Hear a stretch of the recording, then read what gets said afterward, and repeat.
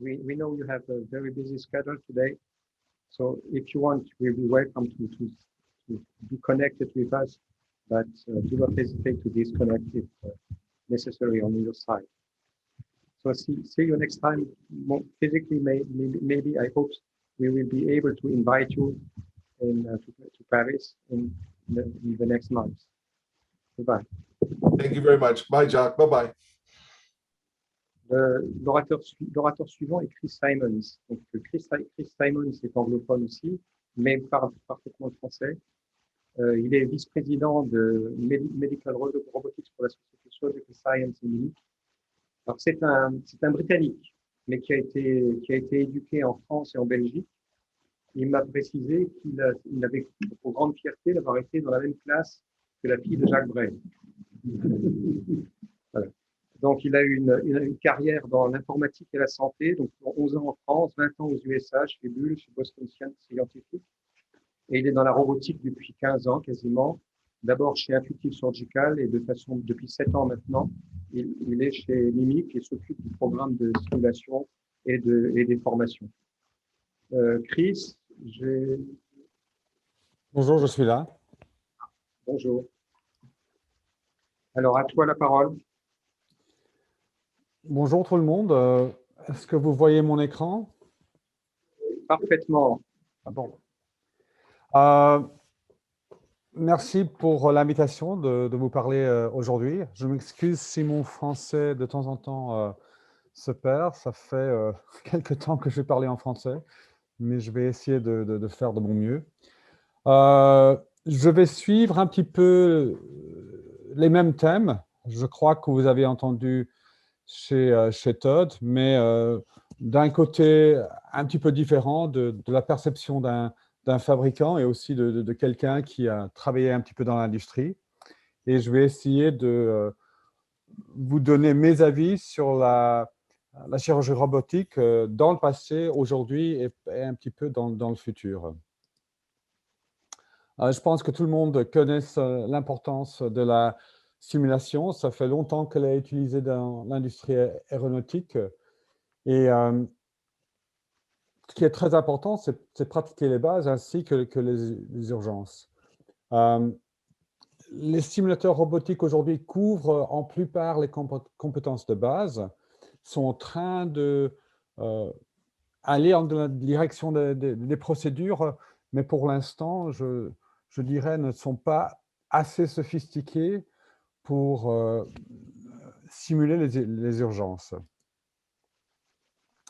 Mais ce qui est tout de même important, des études récentes montrent un avantage préopératoire pour les chirurgiens expérimentés qui maintiennent leurs compétences et aussi pendant les périodes d'inactivité. Et je crois que ce que Todd a montré et a visé avec son programme, que la formation, ce n'est pas quelque chose qui est fait une fois au début de la carrière, mais qui se fait de plus en plus pendant la durée de la carrière. Juste un petit peu pour donner la vue sur Surgical Science et Mimic, où je travaille maintenant. Tous les deux sont fondés à peu près il y a 20 ans. Surgical Science était plutôt visé sur la célioscopie. Mimic est venu avec le premier simulateur pour le système intuitif en 2007. Ensuite, il a eu un accord avec Intuitive pour fournir le logiciel qui est utilisé sur le système. Et sur les dernières 10 années, Surgical Science et aussi Mimic ont commencé à avoir des contrats avec les autres fabricants qui sont en train de se développer et se présenter sur le marché. Regardons un petit peu le passé. Et je pense que ce qui est tout de même important, c'est l'adoption et la croissance spectaculaire de la chirurgie robotique. Ici, c'est juste une petite courbe. Todd a parlé c'est à peu près 6000 robots qui sont installés maintenant dans le monde. Il y a 10 ans, c'était un petit peu plus de 2000. Avec 6000 robots, ça fait à peu près 1 200 000 procédures qui ont été faites l'année passée.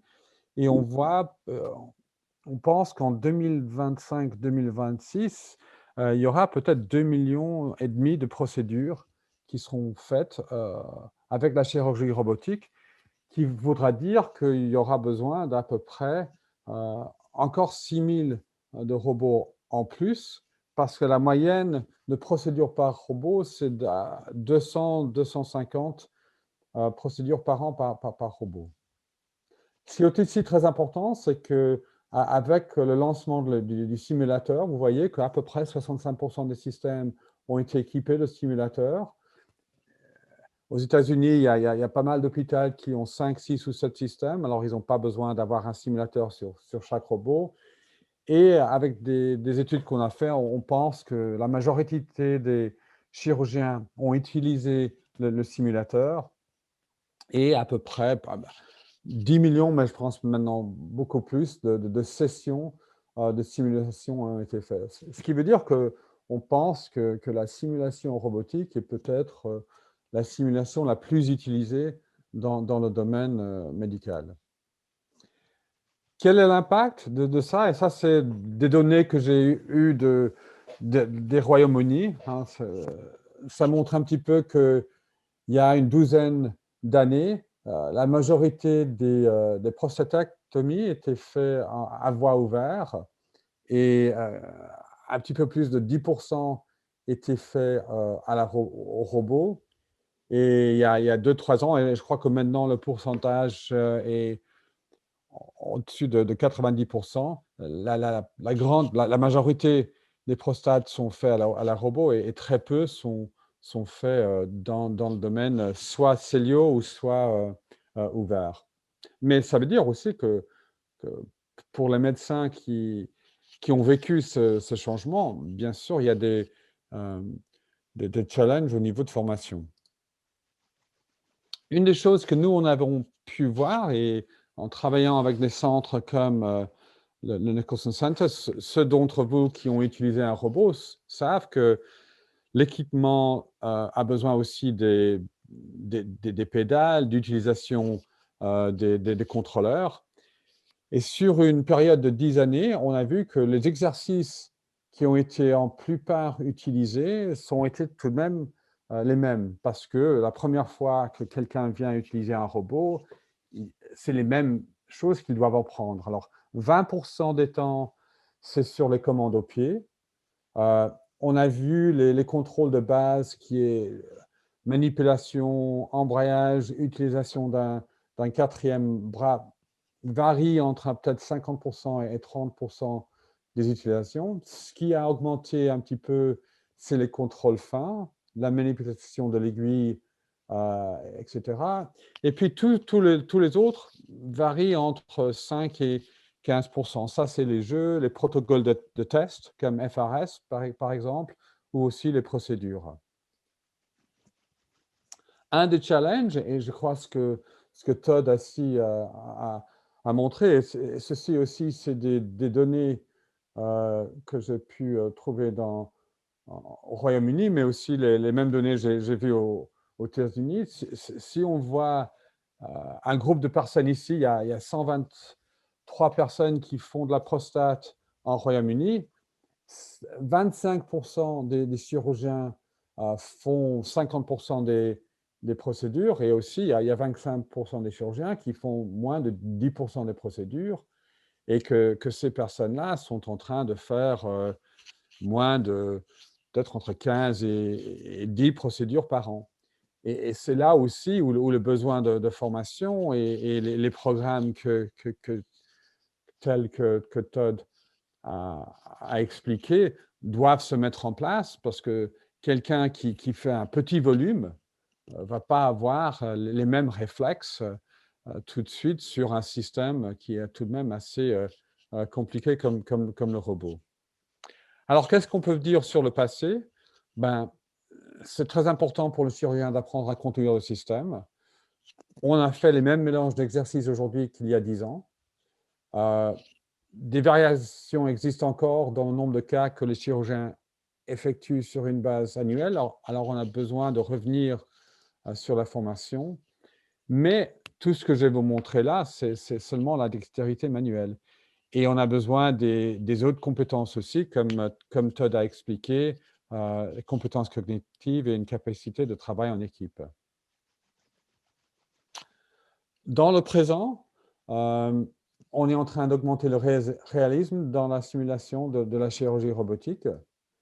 Et c'est ici où j'ai parlé, c'est que focaliser sur les procédures et la technologie a fait qu'on peut arriver à des simulations qui sont beaucoup plus proches de la réalité, mais qui ne sont tout de même pas à un niveau où les gens sont contents de ce qu'ils voient. Et chaque fois qu'on fait une simulation sur une procédure, on fait ça souvent avec un partenaire chirurgien qui a peut-être une technique préférée. Et ce n'est pas toujours le cas que les gens aiment la technique qui est utilisée dans la simulation. L'autre problème un petit peu avec la simulation procédurale, c'est une économie. Si vous pensez que sur 100 personnes, tout le monde doit savoir comprendre à utiliser le robot, il y en a peut-être seulement 5% qui vont faire une prostétectomie. Il y a peut-être 10% ou 15% qui va faire une hystérectomie. Et le coût de créer une procédure en simulation est beaucoup plus haute que d'essayer de créer une simulation de base. Et ça veut dire que le prix est plus cher, l'investissement pour l'industrie est plus grand, et ça veut dire que c'est un petit peu plus difficile à être viable sur le marché. Todd a aussi parlé des compétences. Il n'a pas expressément parlé du modèle Dreyfus, mais c'est celle que nous, on utilise et qu'on voit de plus en plus dans le marché. Et disons, la définition entre quelqu'un qui est compétent et quelqu'un qui est expérimenté et quelqu'un qui est un expert, je pense, comme vous avez entendu Todd très bien expliquer, on voit c'est une poussée qui se fait de plus en plus aux États-Unis. Mais que c'est un modèle, comme aussi professeur Hubert a présenté en début, ce n'est pas juste quand on commence à être formé, mais c'est pendant la totalité de la carrière qu'on doit faire la formation. En regardant un petit peu des données, et ça c'est des données qui viennent un petit peu du Nicholson Center, mais aussi d'autres centres de formation, un des challenges, c'est de comment trouver le temps idéal pour former un chirurgien.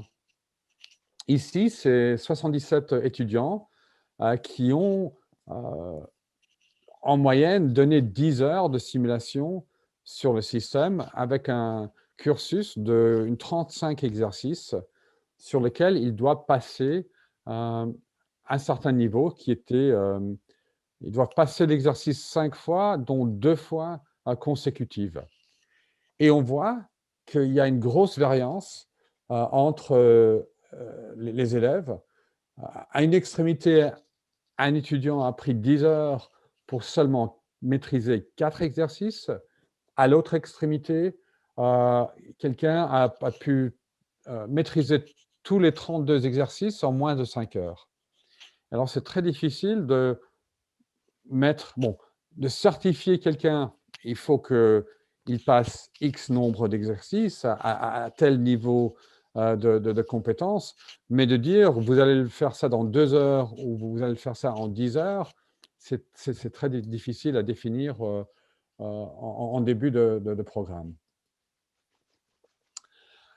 Alors, un petit peu pour le présent, la simulation procédurale est certainement suscitée et plus d'intérêt ces derniers temps, mais est-il vraiment utilisé? Et c'est très difficile pour les entreprises comme les nôtres de justifier les investissements pour atteindre la qualité recherchée avec des petits volumes qui se font de plus en plus on est focalisé là-dessus.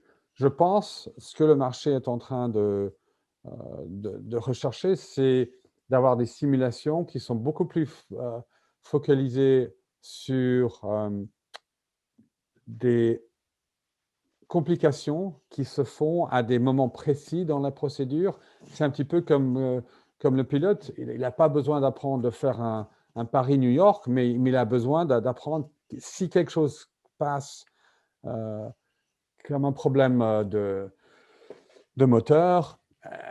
C'est ça ce qu'il faut simuler. Et on est en train de peut-être passer le cap de faire des procédures à long terme, mais de focaliser sur des cas particuliers. L'autre chose aussi, c'est cette notion de compétence. Et je pense que Todd a très bien présenté le fait que pendant les 5 dernières années aux US, mettre en place des programmes qui peuvent juger la compétence d'un médecin quand il commence, mais aussi chaque année. L'avenir, aussi, c'est plus de robots, plus de données et plus d'intelligence artificielle. Todd aussi a montré les robots qui viennent. Le grand défi, ils ont tous des contrôles légèrement différents, à la fois pour le chirurgien et aussi pour le bloc opératoire. Et juste si on prend un petit peu l'analyse de la voiture, ce n'était pas avant, je crois, 1922, qu'on a commencé à avoir le concept du volant et des contrôles de pied un petit peu dans la même place sur certaines plateformes. Aujourd'hui, même si on voit dans les voitures, surtout ici aux US, dans les voitures automatiques, on ne trouve pas toujours les contrôles dans exactement le même position, ce qui est tout de même devient un problème pour quelqu'un qui est en train de changer entre systèmes de temps en temps. Aussi, il y a eu des études récentes qui sont faites qui montrent que le geste technique a un impact sur les patients. Et ici, il y a 2 études, je ne vais pas aller à fond, mais une qui était basée sur des algorithmes de machine learning, une autre qui est basée sur une revue de vidéos, CSATs, comme Todd a montré. Et là, par exemple, on voit que ceux qui étaient perçus en avant les techniques la plus fiable, le plus haut, avaient, par exemple, moins de réadmission en hôpital que ceux qui avaient des techniques moins fortes. Et ici, on voyait aussi, par exemple, ceux où l'algorithme a visé que leur technique était dans le groupe de bas, leur temps dans le bloc opératoire était plus long que ceux qui avaient la technique plus forte. L'implication pour ça, c'est là où nous, au niveau d'éducateurs, on est en train d'évoluer, c'est qu'avec tous les données qui ont dans un simulateur et aussi toutes les données qui ont dans le robot, on peut commencer, et aussi il y a des études qui ont été faites qui montrent, par exemple, dans la prostate, que la façon que quelqu'un tienne l'aiguille peut avoir un impact sur le retour de continence, soit à 3 mois ou soit à 6 mois. Et alors, si on peut vraiment regarder le geste et exactement où et quand l'aiguille est tenue et où la force est mise sur l'aiguille, on peut faire 2 choses. Numéro 1, on peut complètement comprendre pourquoi un expert est un expert. Et deuxièmement, quand quelqu'un est en train de faire sa courbe d'apprentissage, on peut essayer de matcher, je m'excuse, ce n'est pas le bon mot, son geste contre le geste de l'expert et dire, bon, excusez-moi, monsieur ou madame, vous devez tenir l'aiguille d'une façon un petit peu plus différente et ça va ça va, dans le cas final, améliorer les choses pour votre patient. Alors, pour l'avenir, l'importance des données ne fera que continuer à augmenter. Il devient plus facile d'identifier les chirurgiens et les équipes performantes à cause de les données. À mesure que de plus en plus de fabricants arrivent sur le marché, je pense que la formation deviendra plus difficile parce que tous les robots ne sont pas identiques pour les chirurgiens et pour les équipes. L'intelligence artificielle et l'apprentissage automatique peuvent aider à combler certaines lacunes en compétences. Et surtout, je pense, à prendre des experts pour mieux éduquer les nouveaux. Alors, les aperçus, tous les chirurgiens ne sont pas les mêmes. Comme je vous ai dit, les compétences requises pour apprendre un système ont resté constantes pendant 10 ans. L'accent mis sur la simulation procédurale sera remplacé pour une simulation d'erreurs chirurgicales complexes et peut-être, si vraiment l'évolution continue, une simulation spécifique aux patients. Les programmes de formation basés sur les compétences n'auront qu'une importance croissante. Et à mesure que de plus en plus de fabricants de robotique arriveront sur le marché, la formation devra devenir un petit peu plus difficile. Et l'intelligence artificielle et l'apprentissage automatique nous permettront d'enseigner aux étudiants en imitant les habitudes des meilleurs. Merci beaucoup. Ça, c'est la fin de ma présentation.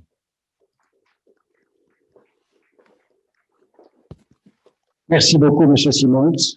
Votre français est parfait. Nous avons beaucoup profité de votre excellent exposé. Je lance la discussion. Vous avez dit que les robots sont tous d'un maniement différent selon leur fabricant. Est-ce qu'on peut imaginer qu'une seule machine de simulation permette d'être utilisée dans tous les cas? Uniquement l'habileté de l'opérateur. Pas pour apprendre à utiliser un robot donné, mais pour tester l'habileté de l'opérateur. Oui, je pense qu'il y a une chose qui est tout de même intéressante, c'est que sur la robotique, on a besoin d'utiliser ses mains et ses pieds. Et je pense qu'on peut trouver, et ça, on voit que c'est une compétence, qu'il y a certaines, c'est comme les joueurs de piano et les joueurs d'orgue, il y a tout de même une variance, et je pense qu'on peut utiliser un simulateur assez basique qui va pouvoir identifier les gens qui ont vraiment une facilité de coordination à ce niveau-là et les gens qui trouvent ça un petit peu difficile. La chose qui est tout de même qui va être difficile, qu'il y a certains robots ont 7 pédales, d'autres robots ont 9 pédales. Les pédales sont dans des positions un petit peu différentes. Aussi au niveau de l'embrayage, qui est tout de même assez important. Certains ont de l'embrayage avec les doigts sur les contrôles, certains d'autres ont l'embrayage sur le pied. Alors, et ce qui est très important, et quand je parle avec Todd, le concept de mémoire de muscle, muscle memory, est important sur un système comme ça. Quand les chirurgiens sont vraiment très expérimentés, ils oublient qu'ils sont en train d'utiliser le système et tout vient complètement naturellement. Alors, à ce niveau-là, je pense qu'on peut avoir un simulateur pour vraiment une formation de base, pour essayer de dire, bon, est-ce que cette personne-là aura des compétences? Peut-être on pourrait faire ça même au niveau de l'école de médecine, mais pour vraiment être précis sur un système, il faut avoir vraiment le simulateur qui mimique exactement les contrôleurs du système. Oui, Alberto Bonanno, merci pour cette très belle intervention. Je voulais vous demander dans quelle mesure, dans le cadre des formations pour l'initiation à la robotique, vous mesurez, comme on le fait pour les pilotes dans leur période d'entraînement sur simulateur, vous mesurez un indice de performance, c'est-à-dire non pas seulement sur telle ou telle procédure, le temps, etc., mais l'obtention d'un niveau maximal de performance avant de permettre à l'apprenti de passer à un acte réel sur un patient. Et puis, une deuxième sous-question, dans quelle mesure, plutôt que de faire appel à des machines totalement intégrées, complexes et chères, peut-on fragmenter finalement les outils sur lesquels on peut s'exercer de manière beaucoup plus fréquente, puisque les machines sont moins chères, et donc on peut à ce moment-là obtenir des temps de travail sur ces outils beaucoup plus longs. Et c'est nécessaire d'avoir un long temps d'apprentissage avant d'obtenir ce que vous avez dit, les automatismes que l'on a quand on conduit une voiture. On conduit une voiture, on pense à autre chose en la conduisant. Donc voilà. Merci pour et bravo pour votre intervention, votre français formidable. Ce qui me permet de vous donner, ça me donne l'occasion de vous inviter à la réunion des chirurgiens francophones qui aura lieu le 5 novembre, organisée par l'Académie nationale de chirurgie. Et je pense que Jacques Hubert va vous en parler. Merci beaucoup. Je vais essayer de prendre votre question. Premièrement, disons, ce n'est pas à nous de décider quand un chirurgien est compétent. Est compétent, et ça, c'est comme Todd a expliqué, aux US, c'est vraiment lié. C'est l'hôpital qui a la responsabilité de mettre les périmètres qui vont en place. Nous, ce qu'on fait au niveau de la simulation, c'est que, bon, on crée des exercices, puis les experts, sur la majorité de nos exercices, les experts, on a pris les experts qui ont fait les exercices, et il y a peut-être 6 ou 7 ou 8 variables qu'on a tracées, et puis on demande aux étudiants d'arriver pas au niveau d'expert, mais one standard deviation en bas de niveau d'expert, et ils doivent faire ça plusieurs fois pour dire, bon voilà, sur cette tâche-là, vous avez vraiment très bien compris. Alors ça, et le nombre d'exercices, le type d'exercice, c'est notre job d'essayer de les fournir, mais c'est au job des académiciens, des hôpitaux, de décider vraiment, ça c'est le mélange qu'on veut mettre en place pour assurer que quelqu'un peut vraiment bien conduire le système. Pour essayer de le faire moins cher, on est tout à fait d'accord. Une des choses, les sociétés comme nous-mêmes, Mimic, Surgical Science, mais il y a d'autres comme 3D Systems qui on fabrique des émulateurs, des robots qui sont moins chers, qui peuvent être mis en dehors du block-up. Et aussi, on a des données qui montrent, et aussi des travaux qui ont été faits par des centres de recherche qui montrent que du temps passé sur un émulateur est équivalent du temps qui est passé sur le robot lui-même. Et ces projets-là ont des coûts moins chers. Et nous, on est toujours en train d'essayer de voir comment baisser le prix du logiciel, mais aussi du hardware, pour essayer d'avoir un produit qui est abordable. Et malheureusement, j'ai oublié la troisième question. Alors, je m'excuse si je ne réponds pas. Il a un petit peu répondu avec des simulateurs simplifiés, quoi. Ouais. Des simulateurs simplifiés, oui. Jean-Claude Couffignal. Oui, j'ai deux questions. La première, elle se rapproche beaucoup de celle d'Albert Claude. C'est-à-dire qu'on a l'impression que la simulation est très avancée dans sa technologie, l'intelligence artificielle, le calcul de tous les gestes, etc. mais la partie initiale est probablement, il y a une place pour une partie initiale repensée, je veux dire, sur laquelle il y ait l'équivalence d'un tronc commun pour l'utilisation de la télémanipulation. C'est un peu le concept qui avait été, qui est avancé par l'école de Nancy avec Jacques Hubert et Jean-Pierre Henry, d'un permis de conduire. Je veux dire, on conduit pas spécialement, on peut avoir une spécialisation sur un Medtronic, un CMR ou un Da Vinci, mais d'abord, il faut apprendre à conduire, apprendre les gestes, etc. C'est la première question, enfin, c'est la première idée, et savoir où vous en êtes là-dessus, et comment vous pensez. Et la deuxième, c'est que le CMR est en activité dans plusieurs pays actuellement dans le monde.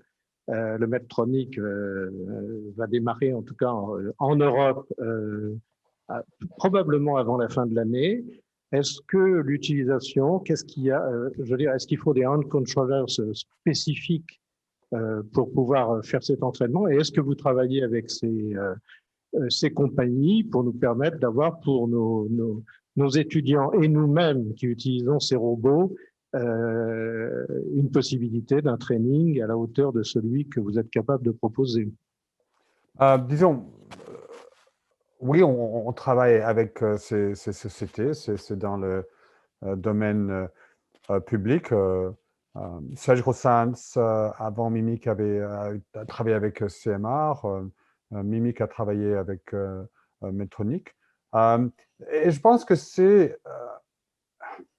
Serge Grossans, CMR va être tout de même un apprentissage un petit peu différent parce que sur le système CMR, il n'y a pas de pédale. Hein, par contre, celui de Medtronic est un petit peu plus proche du système d'intuitive.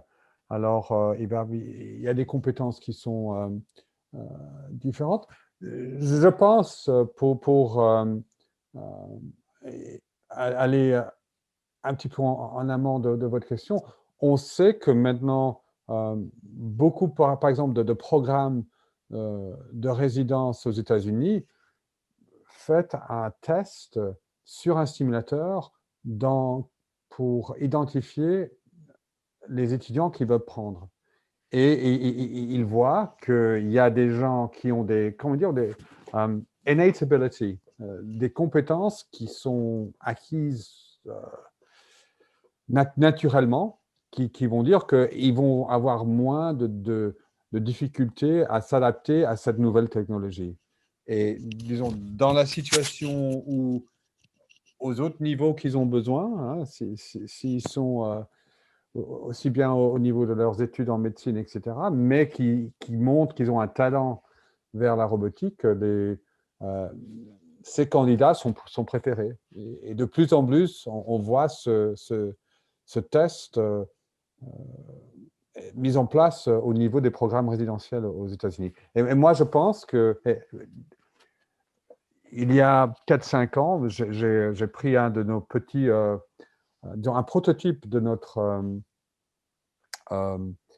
simulateur portable et je suis allé visiter UCH à Londres et passer un après-midi avec des 4e années d'étudiants en médecine.